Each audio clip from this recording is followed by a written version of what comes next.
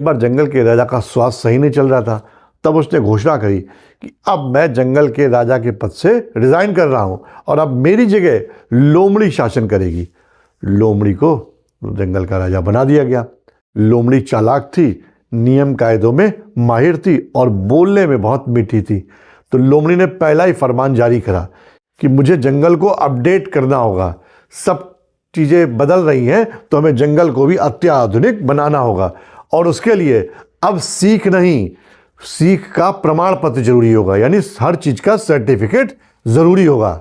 लोमड़ी ने फरमान जारी करा कि अगर बाज उड़ना सिखाए तो पहले सबसे फॉर्म भरा जाएगा, अगर हाथी रास्ता दिखाए तो पहले दस्तावेज जमा होंगे और अगर मछली तैरना सिखाए तो रिपोर्ट जमा होगी। धीरे धीरे जंगल में उड़ान कम और दस्तावेज यानी कागज ज़्यादा जमा होने लगे।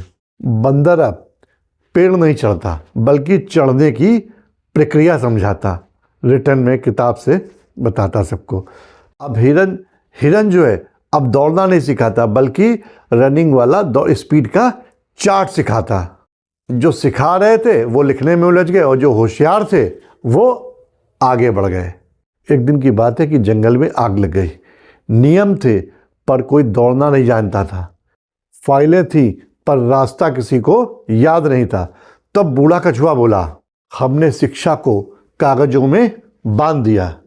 लोमड़ी मंच पर खड़ी थी, योजनाएं पूरी थी पर जंगल जल रहा था। धीरे धीरे कुछ जानवर दूसरे जंगलों की ओर जाने लगे, जहां सीखने का मतलब सिर्फ याद करना नहीं बल्कि समझना भी था।